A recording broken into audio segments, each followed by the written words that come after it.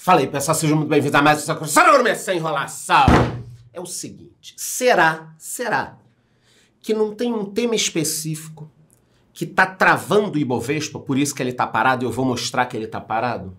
Será que não tem um tema específico que tá deixando todos os economistas de cabelo em pé, até eu que não tô com tanto cabelo assim, tô com cabelo em pé? Eu acho que sim. E vou tentar provar para vocês, mostrar e provar que tem um tema deixando muita gente preocupada no mundo, não é só aqui no Brasil. Isso pode também estar atrapalhando o Ibovespa. Vocês vão entender tudo isso. Talvez esse seja o vídeo mais importante que eu já fiz esse ano aqui pro canal. Quem não ficar até o final é louco, tá muito importante. Se você não quiser perder muito tempo, coloca na velocidade 5.0. Mas antes de eu falar sobre tudo isso, eu te peço duas coisas. Se inscreva aqui no YouTube, bata no sininho, não vale só se inscrever, e me diga nos comentários a seguinte questão. Você já utilizou Airbnb? Airbnb, você fica na casa dos outros, em apartamentos, aqui no Brasil, fora do mundo. Você já utilizou? Você é contra ou você é a favor desse tipo de serviço?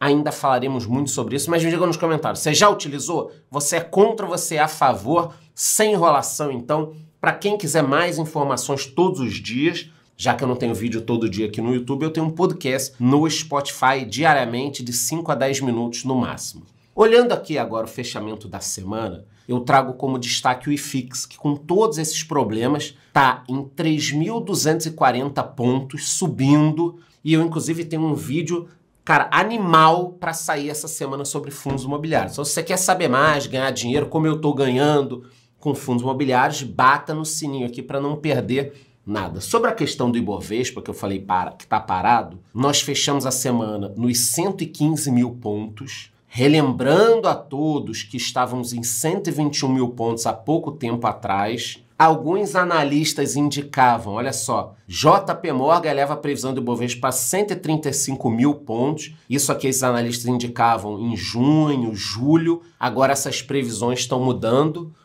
Então, porra, vai chegar a 135, 140, 150 e não sai de 115. Tudo bem que quem me acompanha aqui há um tempo sabe que nós ficamos meses ou anos nos 100 mil pontos. Aí foi para 120, caiu para essa faixa de 115 e não anda. No final do vídeo vocês vão entender perfeitamente por que não está andando.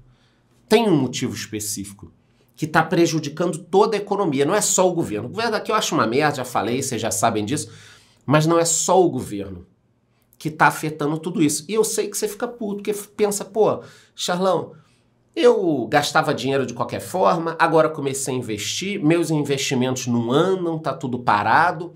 Provavelmente você está investindo da forma errada. Se você recebesse dividendos todos os meses, você não estaria reclamando.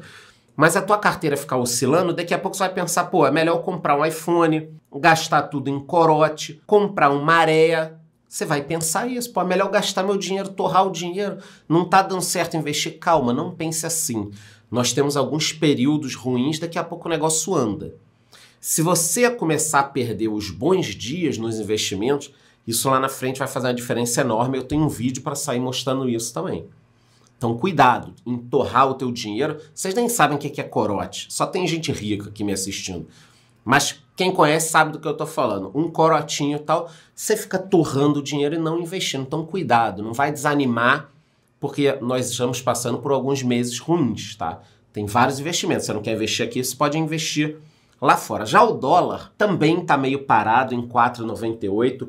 Esse é bom que fique parado, a gente não quer que ele dispare. O Bitcoin na faixa dos 25, 26 mil, às vezes subindo um pouquinho, mas não está andando muito, não está saindo muito desse patamar. Inclusive o volume de negociação de criptomoedas atingiu o menor nível desde 2019. Esse é um dado importante. Então 2019, aí estava ali, estava meio fraco, 2018 foi uma merda para cripto.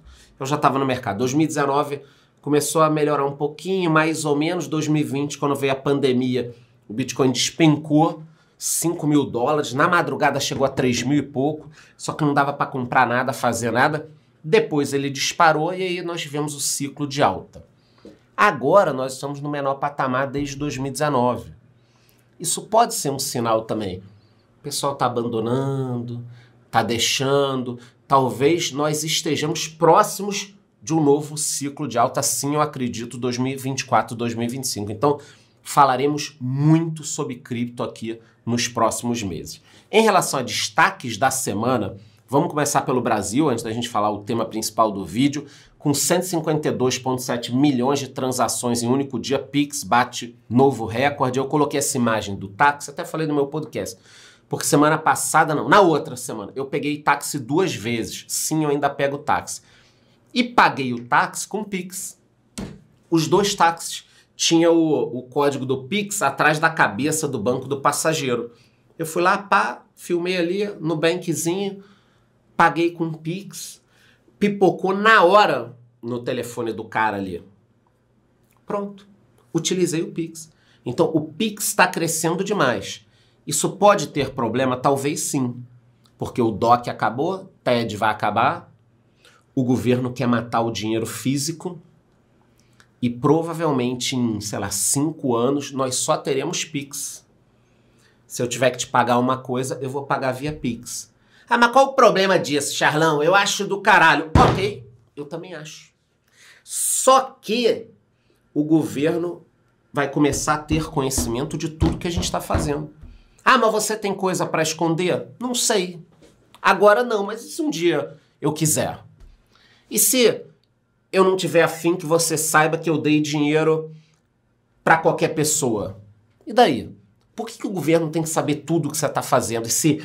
Essa micro gerenciamento, informação, e aí pode utilizar contra você. Por que o governo tem que saber tudo? Hein? Eu sou contra. Cadê as liberdades individuais? Por que o governo tem que saber que você gasta R$ 25,02 em pãozinho todos os meses? Então acho muito complicado. Feliz, bacana, puta negócio, Pix é legal, tem que usar, eu utilizo, gosto, mas eu sou contra acabar com dinheiro de papel e nós precisamos de alguma forma urgente de que isso seja protegido, as informações. Entendeu? Tipo, ninguém tem que saber onde você está gastando seu dinheiro. Ninguém. Ninguém. Se você está assinando Netflix ou Apple, ninguém tem que saber isso. Então, bacana, uso, mas sou contra acabar com dinheiro de papel. Dinheiro de papel tem que existir. Acelerando aqui, Câmara aprovou a urgência de um projeto que criou o teto do juros rotativo. Também falei isso no meu podcast. É simples. O que acontece? Você gastou no teu cartão de crédito. Antigamente, você ia gastar, chegava a fatura, você olhava, puta, 10%, pagava o mínimo, rolava. 10% pagava o mínimo, rolava. As pessoas se enrolavam muito. Então foi proibido esse tipo de operação. Se você não pagar um valor maior hoje em dia, isso vira uma dívida e você é obrigado a parcelar já. Acabou esse rotativo eterno. Só que a dívida desse parcelamento, quando você deixa de pagar e vira uma dívida, os juros dessa dívida ultrapassam os 400%. É foda. E o que a Câmara votou? Que a partir de agora o limite é de 100%. Ou seja, se eu estou devendo 10 mil, não paguei o cartão todo, virou uma dívida, o máximo que a operadora vai poder me cobrar, o banco, seja lá quem for, são os mesmos 10 mil. Então, se eu estou devendo 10 mil, o máximo é o valor de 100%. Vai sair de 400% para 100%. Ah, é muito. Não, tudo bem. Mas quando você vai falar com os bancos, eles dizem o seguinte, 49,5% desse tipo de serviço está inadimplente. Então a gente cobra muito porque as pessoas não estão pagando. Agora, será que se as pessoas tivessem um juro menor, elas pagariam? É difícil falar. O que pode acontecer? Se o governo limitar em 100%, talvez o crédito vá diminuir muito. Porque o banco hoje ele toca 400% e dá crédito para todo mundo. Se o governo disser você não pode cobrar mais esses juros, o banco vai falar tudo bem. Então lá, puxa o limite de todo mundo, puxa o tapete, pá, vai todo mundo cair no chão. O cara que tem lá, não tem muito crédito, mas tem um limite de 5 mil no cartão, o banco vai falar, vou dar 1.000. As pessoas vão perder o crédito. Então é um problema complexo, só estou tentando explicar rapidamente para vocês. Juro de 400 vai para 100, pode dar merda. Varejistas e bancos estão brigando nessa também. Porque Porque os bancos estão culpando as varejistas. Olha lá, eles vendem tudo parcelado pra cacete, as pessoas estão se enrolando. Aí o varejo fala, não, vocês que cobram juro caro pra cacete, aí a gente parcela, fica caro depois. Tá todo mundo brigando nesse rolo daí e a gente que tá pagando a conta. Falando sobre uma notícia super positiva agora, safra recorde, 322,8 milhões de toneladas em 2022, 2023. Destaques para soja, milho e trigo, já arroz e feijão nem tanto, mas é natural. Pô, eu tenho uma fazenda. Aí eu vejo lá que tá todo mundo exportando trigo, soja, milho, ganhando em dólar. Por que eu vou plantar feijão com arroz? Não vou plantar nem feijão, nem arroz.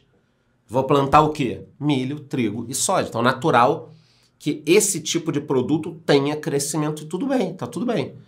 A gente exporta, entra dinheiro, isso é muito bom para o país. Então, diante de todas as notícias negativas, eu estou trazendo uma aqui super positiva. A do Pix também é positiva, vocês entenderam meu ponto de vista. Mas essa do agro é muito positiva, inclusive a cesta básica já caiu de preço. Em maior parte das capitais do Brasil, a cesta básica caiu. O Brasil está brigando pelo etanol, esse é um ponto importante. O Brasil tem o etanol, Índia tem, Estados Unidos. Cara, etanol é um puta produto e talvez seja o combustível mais ecologicamente correto. Só que ele é pouco utilizado, é caro, é uma série de coisas. Mas o etanol é um puta produto. Também temos a notícia da taxação de 92% nas compras da AliExpress. Isso foi um baque essa semana, todo mundo reclamando. Na realidade não é só isso, o governo também está de olho na taxação das criptomoedas lá no exterior. Eu sempre tenho falado aqui com vocês, a questão taxação. É um governo que quer crescer via taxa, tributando. Eu nunca vi um país crescer assim, a gente vai falar mais sobre isso, mas vocês estão vendo, taxação da AliExpress, taxação de criptomoedas, e o governo também está de olho nos nossos fundos imobiliários. Tivemos mudança nas regras, fundos com poucos cotistas provavelmente nos próximos anos serão bem taxados, e eu acho que todos depois serão taxados. Por enquanto, a gente escapou aí, com mais de 500 cotistas, tudo bem. Mas o governo está de olho, acho difícil na próxima leva aí não morderem uns 5%, 10%. O governo sempre quer a parte dele sem risco nenhum. E para fechar a notícia sobre o Brasil, essa aqui não é muito boa. Alguns analistas aí já indicam que o Brasil possa entrar numa recessão. Então, provavelmente, nós teremos uma recessão no meio do caminho aí. É muito difícil falar se vai acontecer ou não, mas analistas estão indicando. Falando um pouco sobre mundo, começando pelos Estados Unidos, país mais importante do mundo, por lá foi reduzida a chance de recessão para 15%. Eu falo em todos os dias aqui, era 35%, foi para 25%, agora 15%. Uma recessão lá não seria boa para nenhuma economia mundial. A economia americana cai, todas as economias caem. Então, se nós não tivermos uma recessão lá, isso é muito bom para o Brasil. China e Estados Unidos, a gente nunca tem que torcer aqui para dar merda lá. Na verdade, a gente não deveria torcer para nenhum país dar merda. Mas muita gente, eu sou contra os Estados Unidos, sou contra a China. Cara, dá um negocinho lá, aqui a gente sofre muito mais. Tanto que a desaceleração da China já está aí colocando em risco a ultrapassagem dela em cima da economia americana. Todo mundo vem falando o quê? Nos últimos 10 anos. China vai passar os Estados Unidos, China vai passar, vai deixar para trás, vai destruir a economia. Ninguém nem faz a conta de que, um país tem lá 300 e poucos milhões, outro 1 bi e pouco. Mas tudo bem, mas todo mundo fala que a China vai passar, vai botar no bolso, não sei o que. Não é o que as projeções estão começando a mostrar. Eu que cresci na década de 80, 90, o país que ultrapassaria os Estados Unidos era o Japão. Então tá aí, todo mundo fala que o Japão seria o topo do mundo, o país iria ultrapassar, e de repente veio uma crise imobiliária. Vocês estão vendo aqui, a década de 70 os imóveis começaram a subir. Aí ali no início dos anos 90, cara, eles desabaram, principalmente imóveis comerciais, mas atingiu todos os mercados. E isso aí detonou uma crise que até hoje é sentida no Japão. O Japão bombava. Relógio japonês, carro japonês, calculadora, TV.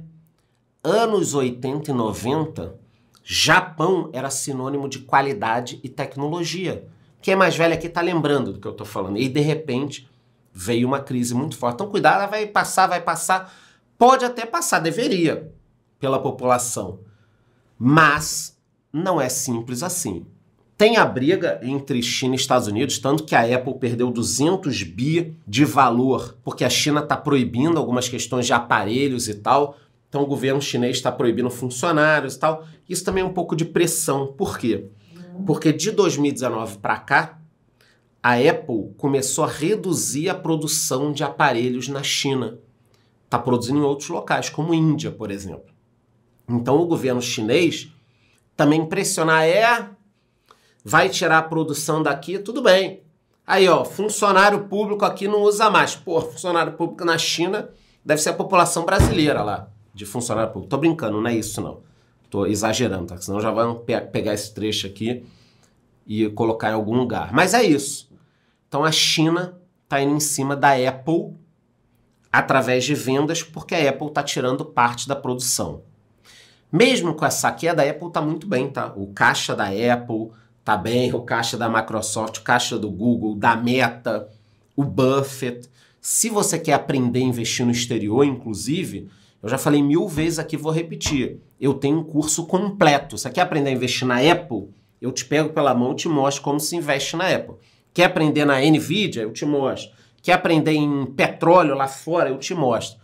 Então, cara, não deixa de investir porque você não sabe. Vem comigo, entra aí na minha comunidade, que lá tem um curso completo de investimento no exterior, fora outros cursos. E agora vamos para o tema principal do vídeo, o petróleo. E aí, Charlão, o que está acontecendo? Bom, o petróleo, na minha opinião, com toda a geopolítica que tem por trás disso tudo, é o causador desse incômodo no mundo. Isso que você está sentindo, porra, cara, as coisas não estão andando e tal. Óbvio que tem a ver com esse governo, que é a merda, só quer taxar e tal, mas não é só isso. Talvez se nós tivéssemos outro governo, também estaria sentindo um pouco. Porque a gente está com uma questão muito complicada no petróleo, uma força, uma geopolítica, sempre foi assim, há 40 anos a gente tem isso, ou até mais do que 40 anos, tá? Então vamos ver aqui, ó. Petróleo retoma rally e fecha em alta de quase 1% no maior nível desde novembro de 2022. Petróleo encerra rally mais longo dos últimos 13 anos. Então o que nós estamos vendo é um rally do petróleo. Ah, mas a economia não está crescendo muito. Eu sei, mas os países estão cortando a produção. Esse é o grande lance. Preços do petróleo sobem com o anúncio da Rússia e Arábia Saudita de manutenção de corte. Então o preço estava ali estável. O que a Rússia e a Arábia Saudita fizeram? Vamos cortar a produção. Corta a produção, o preço sobe. A Arábia Saudita 1 milhão, Rússia 300 mil. Quem sabe daqui a pouco o Irã e outros países não começam a cortar a produção. Eles ganham muito dinheiro. A Arábia Saudita, porra, você tropeça, cai com o queixo no chão, bateu o queixo, já sai petróleo. O custo de extração dos caras é baixo. Rússia tem petróleo pra cacete. Fez uma guerra, tá todo mundo comprando da Rússia. Até o Brasil compra coisa da Rússia. Então esses caras querem ganhar dinheiro. Só que isso contamina a economia mundial. Isso é o tema desse vídeo. Você precisa saber disso. E, para piorar, os estoques de petróleo nos Estados Unidos caíram 6 milhões de barris. A previsão é que eles caíssem 2 milhões. Eles vêm em queda já desde as últimas leituras. Com isso, o preço do petróleo passou dos 90 dólares de novo. Aqui no Brasil, a Petrobras já subiu o preço. Nós estávamos com 5,39 em maio do diesel. Já está acima de R$6. E a Petrobras tem que subir de novo. Caramba! R$6 o diesel, cara. É muito caro. Isso bate no frete de tudo. E aí você fica com essa sensação, pô, tá tudo caro, as coisas não estão andando. O negócio está complicado. Isso que o Brasil ainda produz muito barril.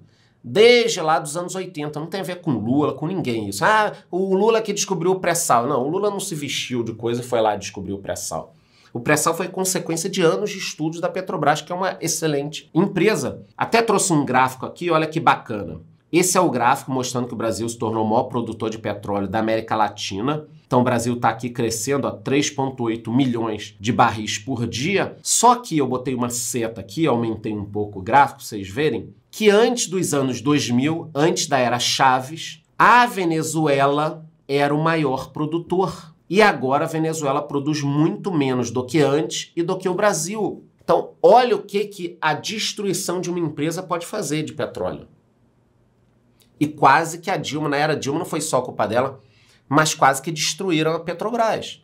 Venezuela, cara, é uma loucura, né? Como é que pode produzir muito menos do que antes? Não faz pesquisa, sucateou, muita corrupção. Então, alguns países que têm petróleo ainda tiveram uma perda de produção. E os BRICS, esse novo BRICS que estão criando, deve ter um total de 45% da produção de petróleo. Isso é perigosíssimo. Óbvio que, por exemplo, a China não se interessa. Não é do interesse da China que o petróleo suba. Não é do interesse da Índia que o petróleo suba. Mas do Irã, Arábia Saudita, Emirados Árabes, Rússia. Todos esses países querem que o petróleo suba. E eles estão, alguns deles, entrando nos BRICS. E aí, o que vai acontecer? E se o petróleo for a 150 dólares? Rússia invade aí um pedacinho da Polônia, petróleo 150 dólares. E aí?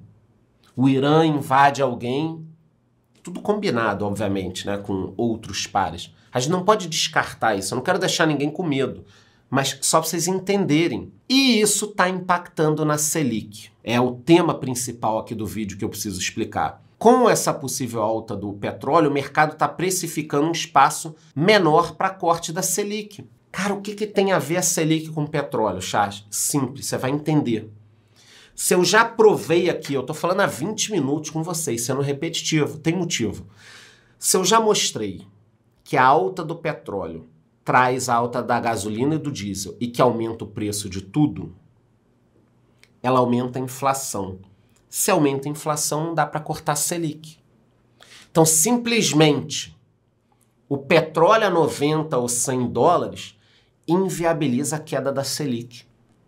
Olha a cagada. Vocês estão entendendo por que está tudo meio travado? Petróleo em alta, Selic não pode cair. É uma loucura, a gente não tem nada a ver, a gente não escolhe isso, né? Acontece do outro lado do mundo. Literalmente do outro lado do mundo. E aí nós temos essa questão do juro, da dificuldade de crédito, possível quebra do varejo. Inclusive a Via Varejo recentemente avisou que está tendo uma oferta primária de 1 bi, as ações despencaram, está quase em R$1.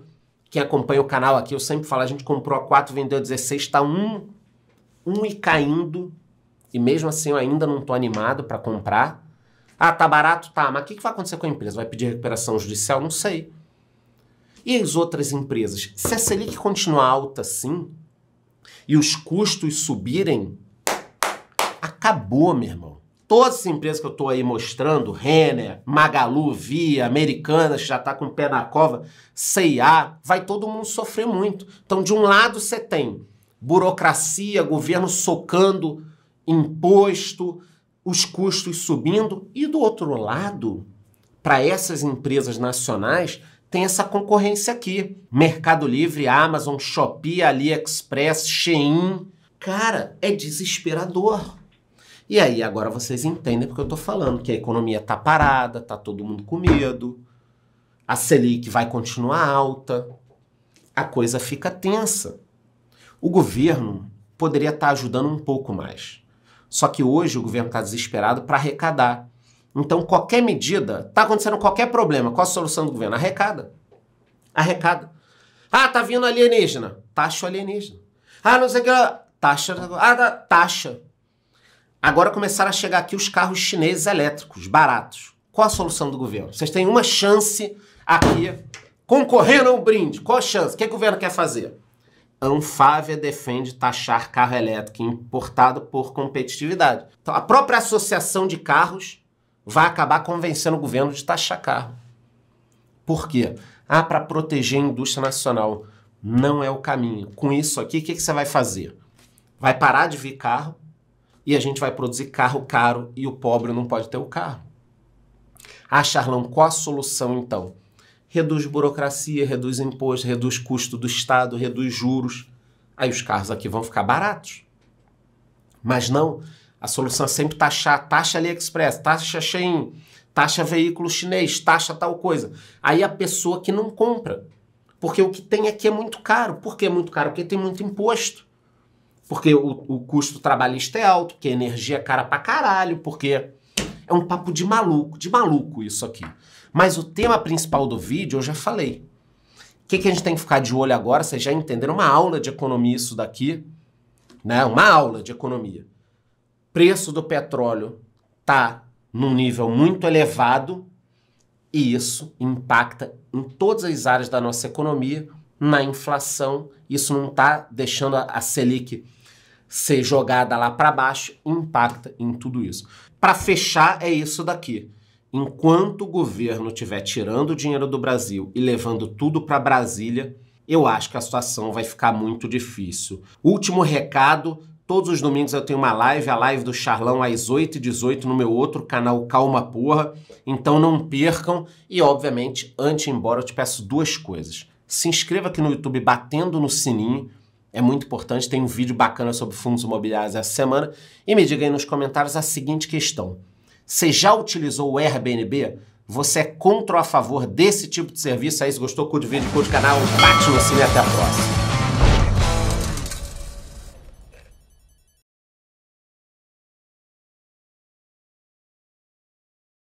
Ficou aí até o final? Ótimo, porque eu tenho um tema super interessante para conversar com vocês. Fiz as minhas anotações. Para isso, eu tô aqui nos estúdios do canal Calma Porra, que é meu outro canal do YouTube. Eu gravo aqui os vídeos do Calma Porra e também as minhas resenhas da comunidade. O tema é o Airbnb. Vocês viram que eu perguntei no vídeo sobre Airbnb, mas não falei nada de Airbnb? Então nós falaremos agora. Tem minhas anotações e tal, e eu quero a opinião de vocês. O que está acontecendo? Foi aprovada uma nova lei em Nova York. Nova York está fechando o cerco ao Airbnb, quase que proibindo. Outras cidades já fizeram a mesma coisa. Então eu anotei, eu pesquisei Portugal, por exemplo. Portugal está restringindo os Airbnbs e também está acabando com o Golden Visa. O que é o Golden Visa? Vamos supor, eu quero tirar a cidadania portuguesa, ganhar.